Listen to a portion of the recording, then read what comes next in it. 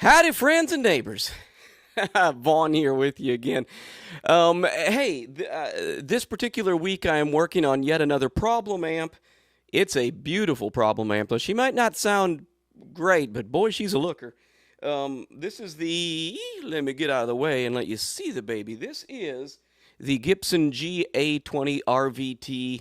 There was an RVT that was made back in the 60s. This is the model that Gibson reintroduced around late 90s and made through, I think, mid 2000s.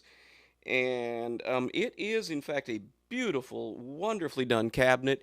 It is a hand-wired turret board construction. It looks beautiful inside as well as out.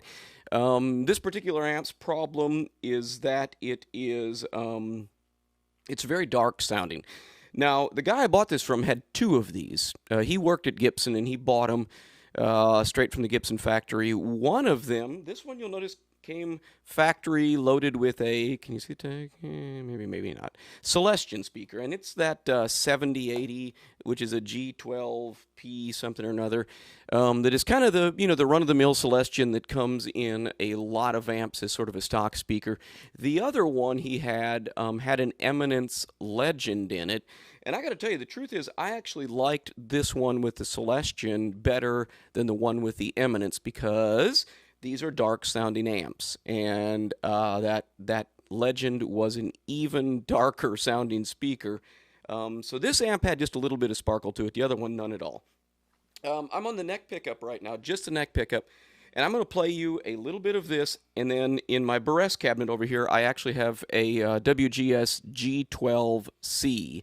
That's the first speaker I thought of when I thought of adding sparkle to an amp, because that is that's the quintessential sort of vintage Fender tone speaker that should deliver the goods.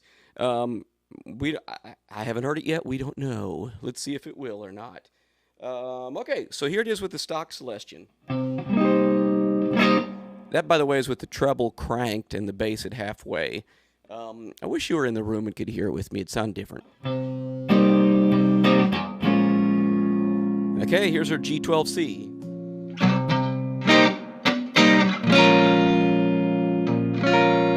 I'm just going to switch back and forth pretty quick, starting on the G12.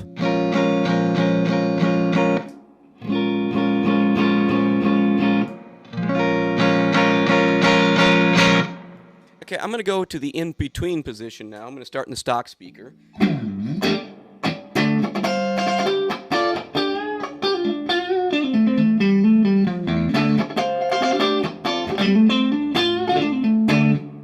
To the G12C.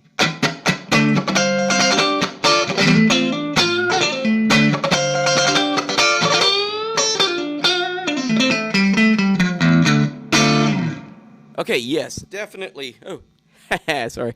My height gets in my way sometimes, host. Sorry, I've been living in the South too long.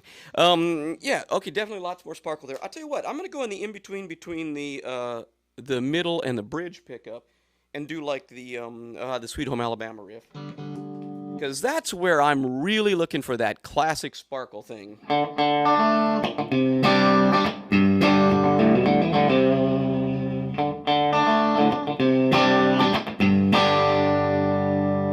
To the G12s.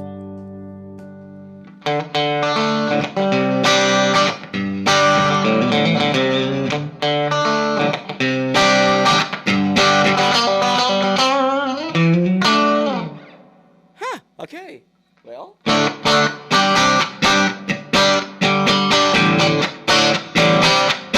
It's a G12.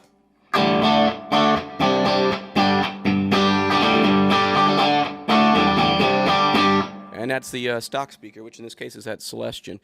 Okay. Well, yeah, definitely there is more sparkle there. A little bit more volume, too, which is kind of unexpected. The G12 is not a particularly extreme sensitivity type speaker. So, honestly, though, that's pretty much it. I'm going to go for the high gain thing, and let's see, just for the fun of it, starting on the stock speaker.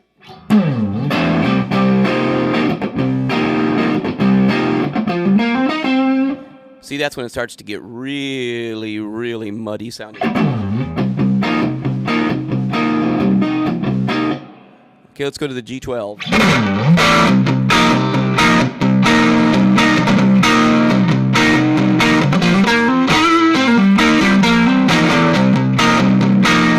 Stock.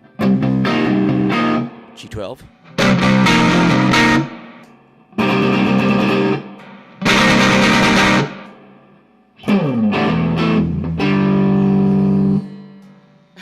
Sorry, that's my Martin acoustic over on the other end there, wanting to play along. I ought to move that, shouldn't I? Stock. G12C. Okay. And it holds together a little bit better there. Tell you what, I'm going to try the Retro 30 up next. The Retro 30 has a pretty beefy bottom end, but it's also got a really crisp top end. Let's see what happens with that. I'll see you in a minute.